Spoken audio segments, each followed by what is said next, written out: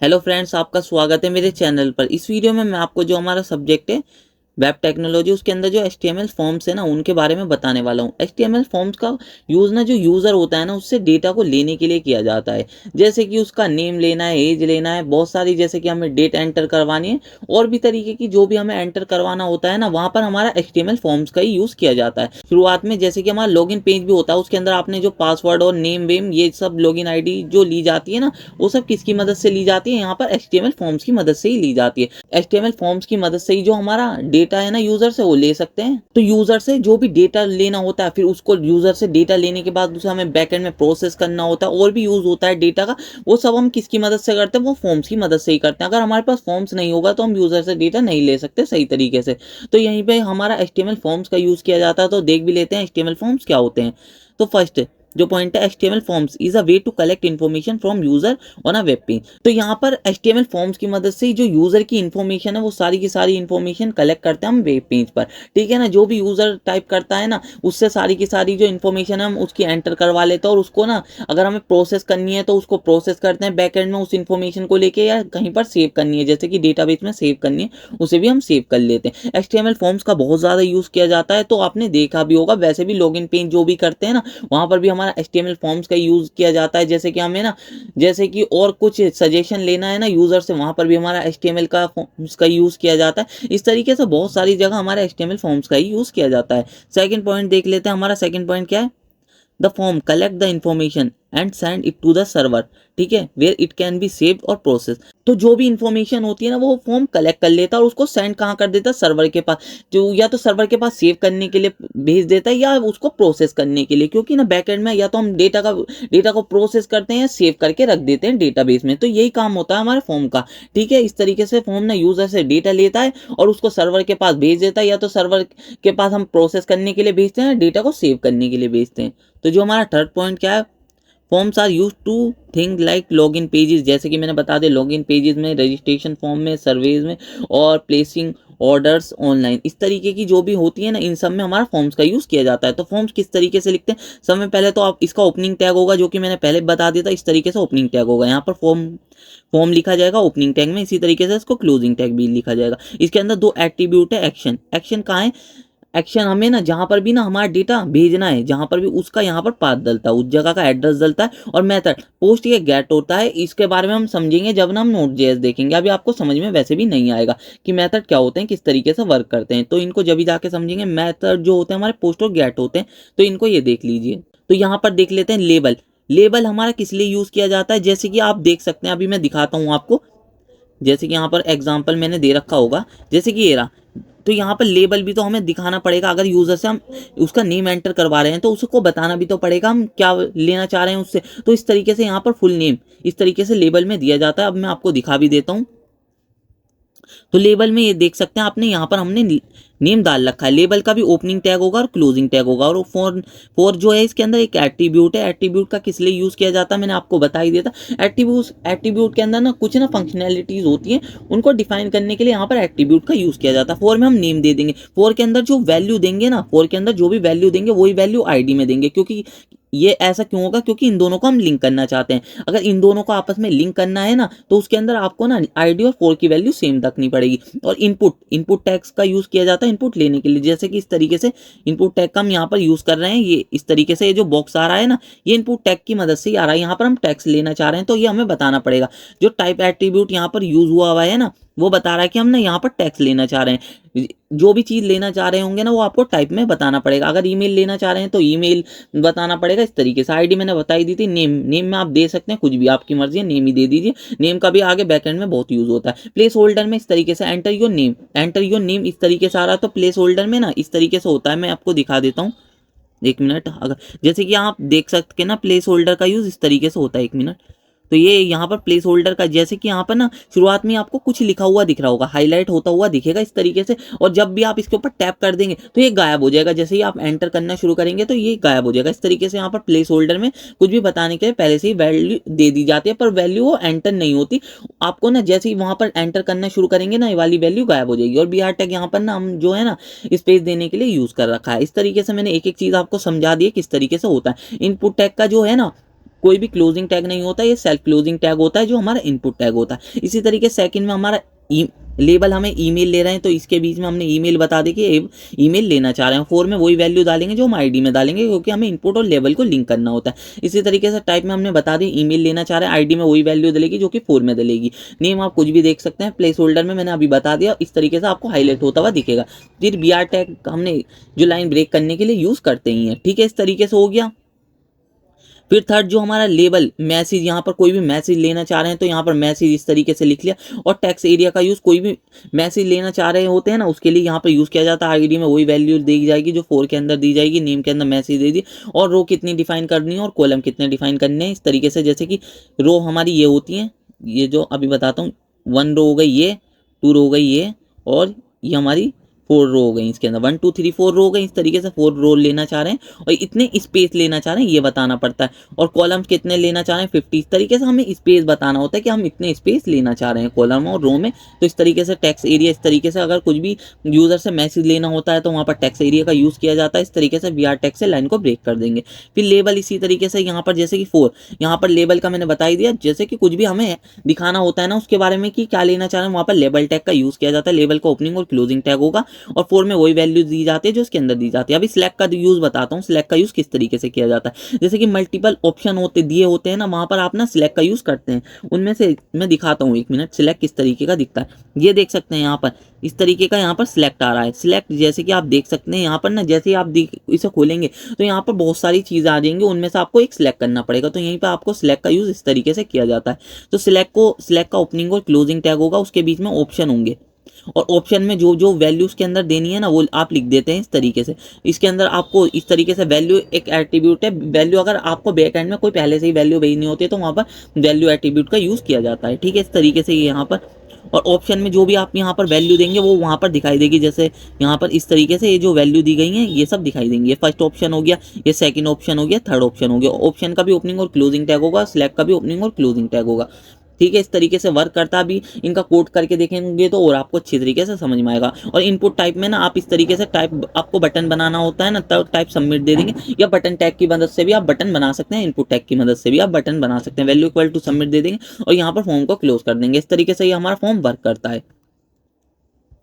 तो ये इस तरीके से आप देख सकते हैं इनपुट में कौन कौन सी वैल्यू होती है। Various input items in HTML form, जैसे कि इनपुट टाइप टेक्स्ट हो गया, तो टाइप में हमें बताना होता है कि क्या लेना चाह रहे हैं। इस तरीके से name, user name, place holder में मैंने आपको पहले बता। रिक्वायर्ड किस लिए लगाया जाता है, अगर जैसे कि आप ना इस तरीके का स्टार बना हुआ भी देखते होंगे बहुत सारे, जो भी आप फॉर्म फिल करते होंगे कि वो ना आपको जरूरी फिल करना होता है, तो वहाँ पर रिक्वायर्ड का यूज़ किया जाता है कि वो आपको जरूरी फिल करना है। इस तरीके से यहाँ पर पासवर्ड भी इस तरीके से यूज़ किया जाता है, पासवर्ड दे देंगे टाइप में, और ये सब चीज़ें सेम ही है। और रिक्वायर्ड का मैंने बता ही दिया आपको। अगर आपको ईमेल लेना है तो ईमेल में टाइप में ईमेल दे देंगे, नेम ईमेल, और प्लेस होल्डर में ये जो बताने के लिए होता है। इसी तरीके से इनपुट टाइप नंबर, अगर नंबर लेना चाहे तो यहाँ पर नंबर लिख देंगे। और मिन और मैक्स, कहाँ से लेके कहाँ तक आप ना वैल्यू लेना चाह रहे हैं, और इससे कि मिनिमम 1 से लेके, ठीक है, और 100 तक हम वैल्यू लेना चाह रहे हैं मैक्स तक, तो ये बता देंगे। और स्टेप 1 इनको छोड़ दीजिए, इतने काम के नहीं है इस तरीके से। तो ये भी काम का नहीं है। वैल्यू हम पहले से कुछ नहीं भेजना चाह रहे, बस इन दोनों को देख लीजिए, ठीक है, यहाँ तक, ठीक है। और देख लेते हैं। और इनपुट टाइप रेडियो, अभी हम कोड करके देखेंगे और आपको अच्छी तरीके से समझ में आएगा। रेडियो बटन बनाने के लिए यहाँ पर रेडियो का यूज़ किया जाता है। तो अभी रेडियो बटन दिखा देता हूँ। जैसे कि नेम में हम जेंडर यहाँ पर दे दिया, नेम में जेंडर दे दिया, और value equal to media male दे दिया। यहाँ पर चेक अगर कोई सा पहले से ही चेक बॉक्स रखना है तो वहाँ पर चेक कर दे देते हैं। मेल आगे इस तरीके से, इसके आगे हमें जो भी दिखाना है वो मेल इस तरीके से लिख दे। और यहाँ पर अभी दिखा देता हूँ पहले किस तरीके के दिखते हैं आपको। तो यहाँ पर देख सकते हैं रेडियो बटन ये। तो जेंडर में हम लेबल में तो जेंडर लिख दिया लेबल में, और फिर यहाँ पर ना रेडियो बटन के आगे जो हमने मेल लिखा था वो इस तरीके से दिखाई देगा, फीमेल और अदर। अब मैं दिखा भी देता हूँ आपको इस तरीके से किस तरीके से वर्क कर रहे थे। जैसे कि हमने यहाँ पर मेल और फीमेल लिखा था ना, इस तरीके से ये जो है ये पूरा रेडियो बटन बनाने के लिए यूज़ किया जाता है, और उनके आगे जो भी वैल्यू दिखानी है वो इस तरीके से यूज़ किया जाता है, ठीक है। ये हो गया हमारा रेडियो बटन। इसी तरीके से चेक बॉक्स भी इसी की तरीके से होते हैं, तो चेक बॉक्स का यूज़ इस तरीके से किया जाता है। इनके भी आगे इस तरीके से वैल्यू अगर हमें कोई दिखानी है तो इस तरीके से लिख देते हैं, इस तरीके से, ठीक है। और इनपुट टाइप सबमिट मैंने बता ही दिया था। और इनपुट टाइप रीसेट, यहाँ पर रीसेट लिख देंगे, रीसेट बटन आ जाएगा। इनपुट टाइप फाइल, अगर हमें कोई भी फाइल अपलोड करवानी है यूजर से तो इनपुट टाइप फाइल, और फाइल के बारे में लिखना पड़ता है यहाँ पर जो एक्सेप्ट होता है ना कि किस टाइप की फाइल हमें लेनी है। अगर पीडीएफ लेनी है तो यहाँ पर पीडीएफ के बारे में लिखना पड़ेगा, अगर वो इमेज लेनी है तो इमेज के बारे में, अगर हमें और भी तरीके की फाइल होती है, जिस भी टाइप की फाइल लेनी है तो उस तरीके की, और मल्टीपल फाइल लेनी हो तो एक से ज़्यादा फाइल लेनी हो तो यहाँ पर मल्टीपल का यूज़ किया जाता है। ठीक है, इस तरीके से होता है। और इनपुट टाइप डेट लेनी है तो डेट इस तरीके से हम ले लेते हैं, यहाँ पर नेम इस तरीके से, मिनिमम ये हो गई, और मैक्सिमम अगर हमें कुछ देनी हो तो अगर ये नहीं देंगे तो सिंपल हमारा एक कैलेंडर बन के आ जाएगा। ठीक है, इस तरीके से। इनपुट टाइप टेल, तो टेल का यूज़ यहाँ पर ये गलत हो गया, इनपुट टाइप में यहाँ पर टेल कर लेना, यहाँ पर टेल, और यहाँ पर ये वैल्यू को हटा देना। यहाँ पर अगर हमें कोई भी फ़ोन नंबर लेना होता है तो यहाँ पर हम ना उसका यूज़ करते हैं, यहाँ पर इनपुट का टेल का यूज़ करते हैं, टाइप में हम टेल लिख देंगे, फ़ोन नंबर लेना होता है यहाँ पर इस तरीके से। ठीक है, इनपुट टाइप बटन, तो यहाँ पर सबमिट की जगह यहाँ पर बटन आ जाएगा, और वैल्यू और जो भी आप दिखाना चाह रहे हैं उसके ऊपर, जो बटन के ऊपर वैल्यू दिखाना चाह रहे हैं वो सब वैल्यू में लिख देते हैं यहाँ पर। जैसे कि सबमिट दिखाना चाह रहे हैं उस बटन के ऊपर यहाँ पर लिखा हुआ सबमिट दिखाना चाह रहे हैं तो वैल्यू में सबमिट दे देंगे, अगर रीसेट दिखाना चाह रहे हैं तो रीसेट दे देंगे। इस तरीके से हमारा वर्क करता है। दोनों गलत लिखे हुए थे, गलत एंटर हो गए होंगे तो देख लेना इनको, यहाँ पर बटन आएगा सबमिट की जगह, जो कि मैंने बता दिया। इस तरीके से हमारे फॉर्म्स बनते हैं। तो ये सब फॉर्म्स होते हैं, आप देख लेते हैं इनकी कोडिंग करके, ये सब आपको, ये जो पीडीएफ है इसके अंदर सब कुछ मिल जाएंगे इस तरीके से। ये सब मैंने कोड दे रखा है जो कि मैंने उसके अंदर आपको समझाऊंगा, सारा का सारा कोड लिखा हुआ है। तो इनको देख लेते हैं किस तरीके से वर्क करते हैं। फ्रेम्स तो मैंने पहले ही समझा दिया था, फॉर्म्स रह रहा था, फॉर्म्स को देख लेते हैं किस तरीके से फॉर्म्स वर्क करते हैं। तो यहाँ पर देख सकते हैं ये जो हमारा रेलवे रिजर्वेशन का फॉर्म बना हुआ है, तो ये इंपॉर्टेंट भी आने के लिए, इसलिए मैं आपको समझा देता हूँ। तो सब में पहले तो हमें पता ही है, सब में पहले डॉक टाइप एचटीएमएल लिखते हैं ऊपर, और एचटीएमएल टैग होता है, उसके अंदर ही सारा कोड लिखा जाता है, हेड और बॉडी का भी। तो एचटीएमएल का ओपन टैग है, और ये नीचे जाके यहाँ पर क्लोजिंग टैग भी होगा एचटीएमएल का। ठीक है, उसके अंदर ही इस तरीके से यहाँ पर हेड टैग है, हेड टैग के अंदर यहाँ पर हमने टाइटल दे रखा है रेलवे रिजर्वेशन फॉर्म। तो ये सब तो आपको पता ही होगा, ये सब मैं पहले भी बता चुका हूँ। और यहाँ पर बॉडी टैग ओपन है, और बॉडी टैग ऐसे नीचे जाके क्लोज भी होगा। ठीक है, इन सबको तो आपको पता ही होगा। ठीक है, फिर अब H1 टैग दे रखा है यहाँ पर दिखाने के लिए कि हमने ये क्या है, रेलवे रिजर्वेशन सिस्टम है। ठीक है, तो इसको देख लेते हैं। जैसे कि यहाँ पर हमने साइड में ओपन कर लेते हैं, इस तरीके से हमारा फॉर्म आ रहा है। तो इसको हम क्रोम में खोल लेते हैं। वैसे इसको थोड़ा छोटा कर लेता हूँ, यहीं के यहीं भी समझा दूंगा, क्योंकि फिर वहाँ पर आपको थोड़ा नहीं समझ में आए, इसलिए यहीं के हम आपको सारा समझाते हुए चलेंगे, क्योंकि बार बार फिर पेज शिफ्ट करना पड़ेगा, क्रोम पर जाना पड़ेगा। तो इसलिए यहीं पर मैं खोल लेता हूँ, तो लाइव प्रीव्यू की मदद से, तो यहाँ पर ही समझाऊंगा मैं आपको। ठीक है, H1 ये जो हेडिंग आ रही है इसकी वजह से आ रही है, H1 के टैग की वजह से। H1 यहाँ पर रेलवे रिजर्वेशन सिस्टम लिख दे। फिर फॉर्म का ओपनिंग और क्लोजिंग टैग होगा। ठीक है, फॉर्म बना हुआ है, ये सब जितना personal information, journey information, payment information किसके अंदर लिखी गई है, सारी फॉर्म के अंदर ही लिखी गई है। तो फॉर्म का ओपनिंग टैग होगा, इसी तरीके से नीचे जाके फॉर्म का क्लोजिंग टैग होगा। ठीक है, और यहाँ पर ये आप नहीं लिखेंगे ना, आप एग्जाम में कोई भी फर्क नहीं पड़ेगा। एक्शन आपको डिफाइन करने की कोई ज़रूरत नहीं, मेथड भी। पर मैं बता देता हूँ, एक्शन में जहाँ पर भी ना आपको इस फॉर्म को भेजना है, जहाँ पर भी इसका आपको बैकएंड में डेटा भेजना, वहाँ का आपको पाथ लिखना पड़ता है। ठीक है, मेथड आपको कौन सा यूज़ करना है, गेट यूज़ करना है, पोस्ट यूज़ करना है, ये देना पड़ता है। ठीक है, तो ये इनको आप भी बाद में देखेंगे, इनको आपको अगर नहीं लिखना चाहते मत लिखना। ठीक है, पर्सनल डिटेल, तो हमारी जो रेलवे रिजर्वेशन का फॉर्म होता है उसके अंदर पर्सनल इन्फॉर्मेशन होती है सब में ऊपर। तो पर्सनल इन्फॉर्मेशन देखते हैं किस तरीके से। ये फील्ड सेट के अंदर हमने फील्ड सेट ये ओपन हुआ, यहाँ पर ये फील्ड सेट क्लोज हो गया। एक तरीके की जो सेम तरीके की जो इन्फॉर्मेशन होती है ना, उसको ग्रुप करने के लिए तो यहाँ पर फील्ड सेट का यूज़ किया जाता है। जैसे कि पर्सनल इन्फॉर्मेशन देख रहे होंगे ना, यहाँ पर बॉर्डर बना हुआ आ रहा है साइड में, ये जो बॉर्डर बना हुआ है ये फील्ड सेट की मदद से ही आ रहा है। ठीक है, ये एक तरीके की इन्फॉर्मेशन को ग्रुप कर देता है। इसी तरीके से लेजेंड का यूज़ ना, ये जो हेडिंग दिख रही है ना यहाँ पर आपको पर्सनल इन्फॉर्मेशन, तो यहाँ पर लिखने के लिए यहाँ पर लेजेंड का यूज़ किया जाता है। फील्ड सेट के अंदर ही याद रखना, फील्ड सेट जो होता है उसी के अंदर लेजेंड का यूज़ किया जाता है। तो इस तरीके से पर्सनल इन्फॉर्मेशन लिख देंगे हम यहाँ पर। ठीक है, एक तरीके की इन्फॉर्मेशन को हमने ग्रुप कर दिया, पर्सनल इन्फॉर्मेशन को। ठीक है, इस तरीके से हो रहा है सब काम, धीरे धीरे हम सब कुछ समझेंगे। ठीक है, आराम आराम से सब कुछ समझेंगे। फिर लेबल का मैंने आपको यूज बता दिया था। हमने यहाँ पर यूजर से हमें क्या लेना है, यूजर से कोई भी डेटा लेने के लिए यहाँ पर इनपुट टैग का यूज किया जाता है। तो इनपुट टैग के अंदर हमें क्या लेना है, यूजर से उसका नेम लेना है। तो क्या लेना है, नेम क्या हो सकता है हमारा, टैक्स हो जाए, टैक्स में कुछ भी हो सकता है। तो यहाँ पर इनपुट टाइप में हमने टैक्स लिख दिया, कुछ भी हो सकता है। ठीक है, यूजर का नेम। ठीक है, और तो आईडी हमने दे दी, नेम अभी आईडी का यूज भी बताया था मैंने, अभी बताऊंगा फिर से। और नेम में हमने कुछ भी दे दिया। ठीक है, और रिक्वायर्ड लगा दिया, हमें ये जरूर लेना। और बीआर टैग लाइन को ब्रेक करने के लिए। ठीक है, 2 बीआर टैग लगा रखे। तो लेबल यहाँ पर हमने फुल नेम ले रहे हैं, तो ये भी यूजर को तो पता भी होना चाहिए ना क्या लेना चाह रहे हैं, तभी तो वो फुल नेम टाइप करेगा। तो यहाँ पर इसलिए लेबल का यूज कर रखा है। और लेबल में हमने लेबल के अंदर जो 4 एट्रीब्यूट है उसके अंदर नेम दे रखा है, तो ये दोनों फुल नेम ये जो लिखा हुआ है ये, और इसको लिंक करने के लिए आपस में 4 और आईडी में सेम वैल्यू दी जाती है। ठीक है, ये यूज हो गया। अब आप समझते जा रहे होंगे लेबल का ओपनिंग और क्लोजिंग टैग है जिसके अंदर हमने फुल नेम दे दिया यहाँ पर दिखाने के लिए। ठीक है, इस तरीके से। और यहाँ पर अब यूजर जो भी टाइप करेगा वो इसके अंदर आ जाएगा। ठीक है, इस तरीके से ये हमारा आ जाएगा यूजर। इस तरीके से यहाँ पर इनपुट टाइप अगर टैक्स लेना है यूजर से, नेम वेम लेना है, तो इस तरीके से यहाँ पर इनपुट टाइप टैक्स का यूज किया जाता है। ठीक है, ये हो गया हमारा। अब मैंने एक एक करके आपको सब कुछ समझाता जाता हूँ।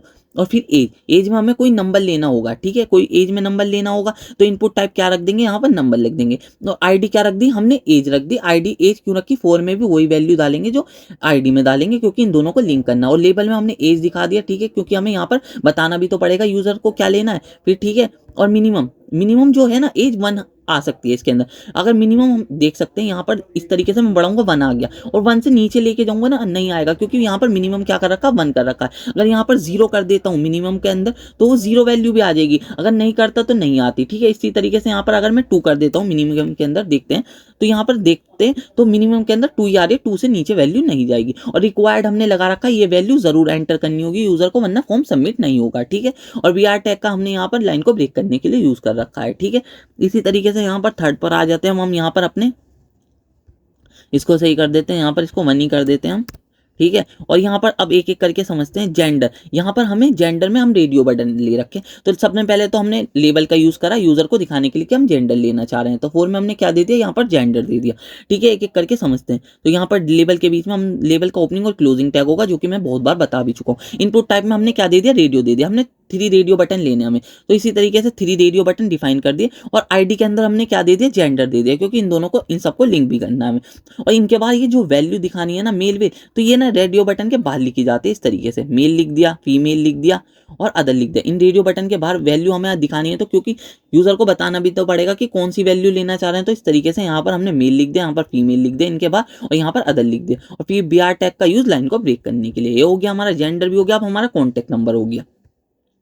तो कॉन्टैक्ट नंबर के अंदर भी समय पहले लेबल का यूज है, और 4 के अंदर कॉन्टैक्ट दे दिया, क्योंकि आईडी के अंदर भी वही देंगे जो 4 के अंदर देंगे। कॉन्टैक्ट नंबर यहाँ पर दिखाने के लिए कि यूजर से हम कॉन्टैक्ट नंबर लेना चाह रहे हैं। लेबल का ओपनिंग और क्लोजिंग टैग होगा। इनपुट टाइप में टेल, इस तरीके से लिखना पड़ेगा, क्योंकि यूजर से अगर नंबर लेना चाह रहे हैं तो यहाँ पर इस तरीके से लिखना पड़ेगा। ठीक है, और यहाँ पर नेम में हम कुछ भी दे सकते हैं, आपकी मर्जी, कुछ भी दे दो ना। पैटर्न किस तरीके से, हम पैटर्न में हमें बताना पड़ता है कि हम किस तरीके की वैल्यू लेना चाह रहे हैं। हम 0 से 9 तक की वैल्यू लेना चाह रहे हैं, 0 1 2 3 4 5 6 7 8 9, यही तो वैल्यू होती है। और कितने नंबर लेना चाह रहे हैं ये बता, 10 से ना ही कम नंबर आएंगे, ना ही 10 से ज्यादा नंबर आएंगे, पूरे टोटल 10 आएंगे। तो ये बता दिया हमने यहाँ पर कि पूरे 10 नंबर लेना चाह रहे हैं हम, जो क्योंकि हमारे फोन नंबर में कितने नंबर होते हैं, 10 ही तो होते हैं, इसलिए यहाँ पर हमने इस तरीके से पैटर्न डिफाइन कर दिया। और प्लेस होल्डर में ये जो आपको हाईलाइट होता हुआ दिख रहा है ना, जैसे ही मैं एंटर करूंगा ना कुछ भी, ये गायब हो जाएगा। इस तरीके से कुछ भी हाईलाइट होता हुआ पहले से ही दिखाना है, तो यहाँ पर प्लेस होल्डर में वो वैल्यू दी जाती है, जो कि आपको ये 1 2 3 4 5 7 8 9 0 दिख रहा है ना, ये इस तरीके से आ गया। रिक्वायर्ड में हमारा ये वैल्यू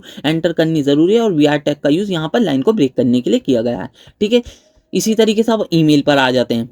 अगर ईमेल में हम अगर ईमेल लेना चाह रहे हैं, तो समय पहले तो लेबल टैग उसी तरीके से यूज होगा, बहुत बार बता चुका हूं मैं, नहीं बताने का। ठीक है, इनपुट टैग हम मैंने बता ही दिया आपको। इनपुट टैग में इस तरीके से यहाँ पर हमारा ईमेल आ गया। ठीक है, इनपुट टैग टाइप में टाइप एक एट्रीब्यूट है जिसके अंदर हमें बताना पड़ेगा कि किस तरीके की वैल्यू लेना चाह रहे हैं। आईडी भी इसी तरीके से एक एट्रीब्यूट है जिसके अंदर हमने बता दी ईमेल है। 4 भी एक एट्रीब्यूट है, 4 और आईडी में ना सेम तरीके की वैल्यू डलेगी इनको लिंक करने के लिए। नेम में कुछ भी दे सकते हैं, रिक्वायर्ड ये वैल्यू डालनी जरूरी है। अगर यहाँ पर ना मैं गलत ईमेल डाल देता हूँ ना, सही ईमेल नहीं जाता ये, तो अभी अगर मैं सबमिट करूंगा तो ये फॉर्म सबमिट नहीं होगा। तो इसलिए इन सब टाइप का यूज किया जाता है। कभी आप कह दें ऐसे तो हम टेक्स्ट टाइप का भी यूज कर सकते हैं, ऐसा नहीं है। ईमेल सबकी अलग अलग जो है ना फंक्शनैलिटीज है।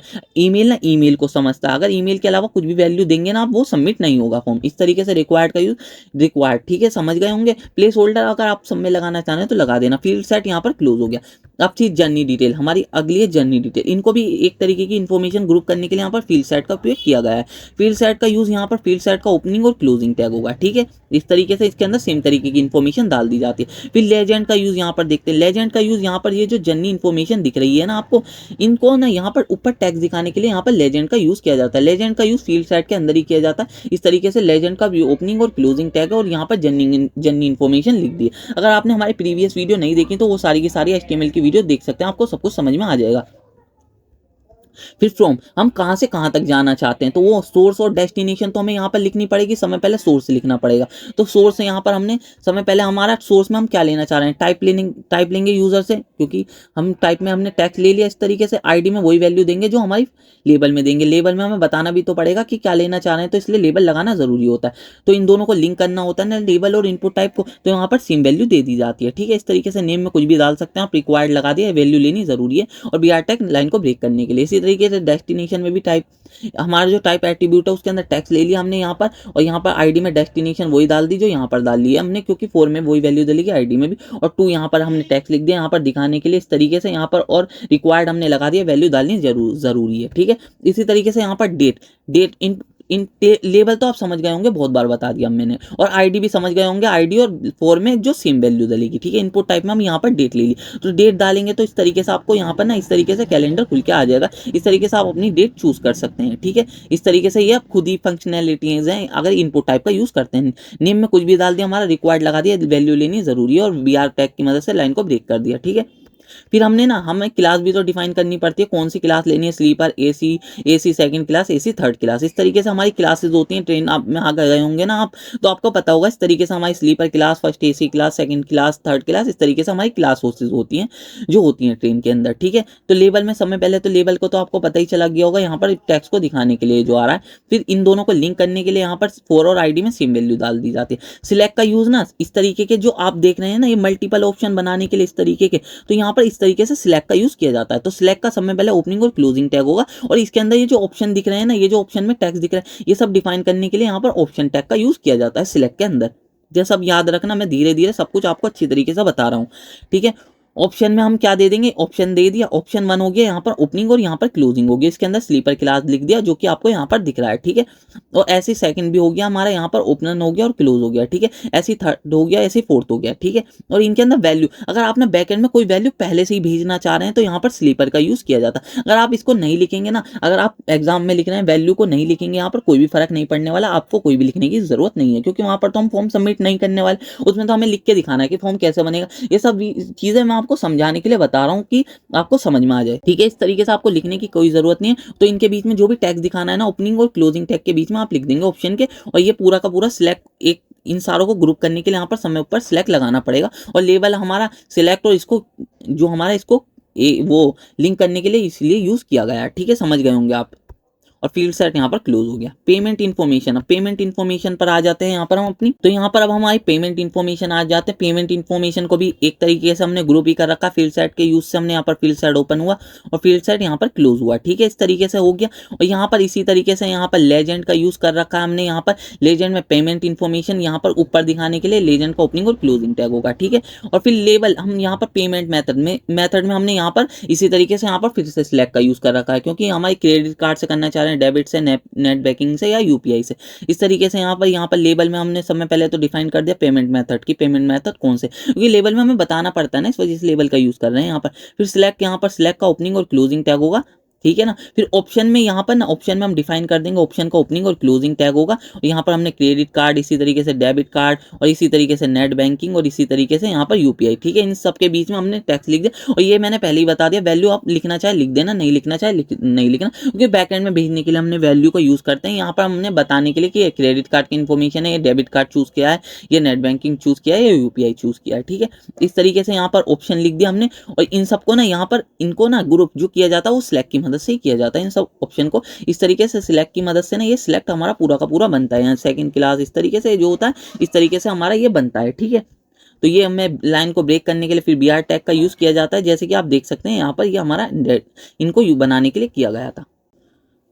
तो फिर हमारा जो अगला है वो है हमारा कार्ड नंबर। तो कार्ड नंबर में हमें क्या करना है ना, यहाँ पर कार्ड नंबर भी लेना पड़ेगा। एक हमारा पास कार्ड नंबर होता है, अगर आपने कार्ड यूज करा होगा तो आपको कार्ड नंबर के बारे में पता होगा कि कार्ड नंबर किस तरीके से वर्क करता है। तो लेबल में तो हमने बता दिया कि हम यहाँ पर कार्ड नंबर लेना चाह रहे हैं। इनपुट टाइप में हमने टैक्स लिख दिया, ठीक है ना, क्योंकि टैक्स बताना पड़ेगा हमें, नंबर लेना है। और फिर उसके बाद ना आईडी में कार्ड नंबर वही डाल देंगे जो 4 में डालेंगे। नेम में हमने कार्ड नंबर कुछ भी डाल सकते हैं, और उसके और उसके बाद ना पैटर्न आपको डिफाइन करना पड़ेगा कि किस तरीके का नंबर लेना चाह रहे हैं आप। तो हम 0 से 9 तक वैल्यू लेना चाह रहे हैं, 0 1 2 3 5 6 7 8 9, और 16 वैल्यू से ना ही कम वैल्यू लेंगे ना ही ज़्यादा वैल्यू लेंगे। तो इस तरीके से डिफाइन कर दे। और प्लेस होल्डर में जो हाईलाइट होती हुई वैल्यू दिख रही है ना, और जैसे ही मैं कुछ भी टाइप करूंगा ये गायब हो जाते हैं। तो इस तरीके को दिखाने के लिए यहाँ पर प्लेस होल्डर का यूज़ किया जाता है। रिक्वायर्ड हमारा लगा हुई है, इसे एंटर करना जरूरी है। BR टैग का यूज़ किया गया फिर लाइन को ब्रेक करने के लिए। और इसी तरीके से नेक्स्ट हमारा एक्सपायरी डेट है। इस तरीके से एक्सपायरी डेट आप देख सकते हैं, वो लेवल में हमने बता रखी है। इस तरीके से ओपनिंग और क्लोजिंग टैग होगा, उसके बीच में एक्सपायरी डेट लिख देंगे। और फॉर में वही वैल्यू डलेगी जो आईडी में डलेगी, क्योंकि इन दोनों को हमें लिंक करना होता है,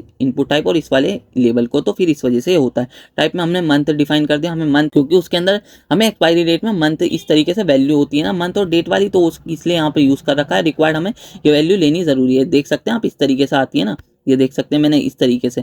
तो इस तरीके से यहाँ पर इसलिए मंथ वाली वैल्यू डाल दी हमने यहाँ पर, इस वजह से मंथ का यूज़ कर रखा था, क्योंकि उसमें कार्ड में इसी तरीके से होता है सिस्टम। और फिर यहाँ पर CVV भी होती है कार्ड में, जो कि हमें एंटर करवानी ज़रूरी है यूज़र से। तो यहाँ पर हमने लेबल में CVV डाल दिया और इनपुट टाइप में टैक्स डाल दिया, ID CVV डाल दी, क्योंकि 4 और इसको लिंक करवाने के लिए लिंक में CVV डाल दिया। और पैटर्न, तो इसमें कितनी वैल्यू होती है, इसके अंदर जो होती है ना 3 वैल्यू होती है। तो इसमें जो यूज़र है 0 से 9 तक की पैटर्न में हमें बताना पड़ेगा, 0 से 9 तक की कुछ भी वैल्यू ले सकता, नहीं 3 से ज़्यादा वैल्यू लेगा, नहीं 3 से कम वैल्यू लेगा, ठीक है। और इस तरीके से रिक्वायर्ड लगा देंगे इसको जरूर एंटर करवाने के लिए। और यहाँ पर फील्ड सेट यहाँ पर खत्म हो गया। और इस फॉर्म को इनपुट टाइप सबमिट दे दिया हमने यहाँ पर आप बटन का भी यूज कर सकते थे। मैंने पहले बटन का यूज बताया भी था आपको, प्रीवियस वीडियो में जाके देख सकते हैं। यहाँ पर बटन का भी यूज कर सकते थे। इनपुट टाइप में हमने सबमिट दे दिया। और वैल्यू में ये जो बुक टिकट दिख रहा है ना, यहाँ पर नीचे आप देख सकते हैं जो बुक टिकट दिख रहा है ना, ये जो बुक टिकट, वो वैल्यू में आपको लिखना पड़ेगा बुक टिकट, वही वैल्यू यहाँ पर बटन पर दिखेगी। तो इस तरीके से बटन बन गया इसको सबमिट करने के लिए। और फॉर्म को यहाँ पर इस तरीके से हो गया। यहाँ पर इनपुट टाइप में अगर आप ना रीसेट करेंगे तो रीसेट बटन भी एक बन जाएगा। रीसेट बटन भी बना के दिखा देता हूँ मैं आपको। इनपुट टाइप में यहाँ पर देख सकते हैं नीचे हमारा एक रीसेट बटन भी आएगा। देखते हैं हमारा कहाँ आ रहा है रीसेट बटन। तो यहाँ पर रीसेट बटन देखते हैं, 1 मिनट, आ रहा नहीं है रीसेट, ये आ गया हमारा। देख सकते हैं आप ना, रीसेट बटन दबाऊंगा ना, यहाँ पर वैल्यू डाल दूंगा जैसे कि रीसेट। तो यहाँ पर ना ये जो अगर मैं इसको रीस करूंगा ना, पूरा का पूरा फॉर्म जो होगा ना वो रीसेट हो जाएगा। इस तरीके से फॉर्म को रीसेट करने के लिए यहाँ पर रीसेट का यूज़ किया जाता है। तो रीसेट बटन भी लगाना चाह रहा है तो वो भी लगा सकते हैं। तो मैंने आपको सारा का सारा फॉर्म के बारे में एक एक सब कुछ समझा दिया इसी वीडियो में। एक ही वीडियो में मैंने आपको बहुत अच्छी तरीके से फॉर्म को समझाया कि किस तरीके से फॉर्म होता है। इसी तरीके से और भी फॉर्म बनेंगे, वो आप देख सकते हैं, खुद से देख लेना। एक बार मैं बता देता हूँ कि किस तरीके से वो वर्क कर रहे हैं बस। जैसे कि हमारा ये हो गया, अब इसको काट देते हैं। अब यहाँ पर हमारा दूसरा फॉर्म खोल लेते हैं। जैसे कि इसको भी छोटा कर लेता हूँ मैं। User college registration form, college registration form में भी सब कुछ यही है यहाँ पर, ठीक है ना। इस तरीके से पर्सनल इन्फॉर्मेशन इसी तरीके से आ जाएगी, कोर्स इन्फॉर्मेशन यही आ जाएगी, फोन नंबर और एड्रेस इस तरीके। इसके अंदर बस एक मैसेज अलग है, तो मैसेज के बारे में और समझा देता हूँ। ये देख सकते हैं ना, ये जो हमारा लेबल है, ये तो टैक्स एरिया और लेजेंड और फील्ड सेट, ये तो आपको सब कुछ समझ में आ गया होगा ना। एक ही फॉर्म में सब कुछ वही है। अब और कुछ समझाने के लिए नहीं है। ये जो मैंने दे रखा है ना, ये जो PDF वो है हमारी PPT, उसके अंदर से आप सब कुछ देख सकते हैं। सबकी सब कोड दे रखा है मैंने, तो उसके अंदर से देख के समझ लेना सब कुछ वही। क्योंकि एक तो मैंने आपको अच्छी तरीके से समझा दिया, और वापस वही रिपीट करता रहूंगा तो वही है, और टाइम वेस्ट ही होगा। इसलिए आप ना एक से सब कुछ समझ सकते हैं। एक समझ में आ गया तो आप सारे के सारे फॉर्म खुद ही बना लेंगे। तो इस तरीके से मैंने बता ही दिया किस तरीके से वर्क करता है। जो सब कुछ था मैंने सब कुछ ही समझा दिया एक फॉर्म में, ठीक है। इस तरीके से बार बार समझाऊंगा तो आपका भी टाइम वेस्ट होगा, मेरा भी टाइम वेस्ट होगा, ठीक है। इस तरीके से बस इसके अंदर देख सकते हैं लास्ट में एक एड्रेस दे रखा है। तो यहाँ पर जैसे कि आपको ना यूजर से कुछ भी ना मैसेज एंटर करवाना है, एड्रेस एंटर करवाना है, तो वहां पर ना आप इस तरीके से इसका यूज कर सकते हैं। लेबल में हमने यहाँ पर डिफाइन कर दिया हमारा एड्रेस है। और फिर टैक्स एरिया का यूज करेंगे। आईडी का तो यूज आपको पता ही होगा, 4 में वही वैल्यू डालेंगे इनको लिंक करने के लिए। नेम में कुछ भी दे सकते हैं। रोज हमारी ये होती है जो लेटी हुई होती है ना, वो रोज होती है। इतना स्पेस लेगा 4 रोज का और 50 कॉलम्स का स्पेस लेगा। तो यहाँ पर ये 50 कॉलम्स का स्पेस ले रहा है। और प्लेस होल्डर में एंटर योर एड्रेस इस तरीके से डाल देते हैं। यहाँ पर इस तरीके से टैक्स एड्रेस, टैक्स जो एरिया है उसका यूज किया जाता है, ठीक है। इस तरीके से हो गया इनपुट टाइप में हमारा सबमिट और रीसेट। ये आपको पता ही होगा, सब कुछ वही है। मैंने यहाँ पर आपको रेडियो बटन के बारे में भी समझा दिया। यहाँ पर आपको ये भी बता दिया कि किस तरीके से होता है। इनको बस एक एक बार देख लेना। यहाँ पर जैसे कि सिलेक्ट सेमेस्टर, ये हम यहाँ पर हमने सिलेक्ट का यूज़ कर रखा है, आपको समझ में भी आ गया होगा। यहाँ पर भी हमने सिलेक्ट का यूज़ कर रखा है, यहाँ पर रेडियो बटन का यूज़ कर रखा है। इस तरीके से हमारा यहाँ पर ईमेल का यूज़ कर रखा है, फॉर्म का यूज़, सब कुछ वही यूज़ है जैसे पहले था। और यहाँ पर लेजेंड का यूज़ और हमारा उसका यूज़ कर रखा है फील्ड सेट का। और यहाँ पर समय ऊपर हेडिंग का यूज़ कर रखा है। देखते ही समझ में आ रहा। अब एक और फॉर्म देख लेते हैं यहाँ पर हम, यूजर रजिस्ट्रेशन फॉर्म। तो यूजर रजिस्ट्रेशन फॉर्म में भी सब कुछ वही होगा। देख सकते हैं आप, ये रहा। जैसे कि हमने ग्रुप करने के लिए यहाँ पर लेजेंड और फील्ड सेट को यूज कर रखा है। अकाउंट इन्फॉर्मेशन को समय पहले यूजर नेम ले रखा, यहाँ पर एक पासवर्ड अलग आ रहा है, देख लेते हैं पासवर्ड किस तरीके से लिखते हैं। तो पासवर्ड को भी मैं आपको समझा देता हूँ, थोड़ी थोड़ी जो जो अलग चीज़ें हैं वो समझा रहा हूँ मैं आपको। जैसे ही आप ना पासवर्ड डालेंगे ना, इस तरीके से अगर पासवर्ड डालेंगे ना, इस तरीके से डॉट डॉट बना हुआ आ जाता है, तो किसी को भी पासवर्ड नहीं दिखता, तो इसी यहाँ पर इसलिए पासवर्ड का यूज़ किया जाता है। सेम उसी की तरह है वरना सब कुछ, ठीक है। कन्फर्म पासवर्ड भी इसी तरीके से आ जाएगा। और देख लेते हैं और क्या हमारा अलग आया इसके अंदर, और कुछ अलग नहीं आया, सब कुछ सेम ही है। तो यहाँ पर तो और वैल्यू में हमने यहाँ पर क्या दे दिया, सबमिट, और वैल्यू में रजिस्टर दे दिया, तो रजिस्टर आ रहा है यहाँ पर नीचे देख सकते हैं। बस यही था, सारे के सारे फॉर्म इसी तरीके से बनेंगे। और अगर आपको वीडियो अच्छी लगी हो तो वीडियो को लाइक और चैनल को सब्सक्राइब कर लीजिए। हम मिलते हैं इसी तरीके की नेक्स्ट वीडियो में।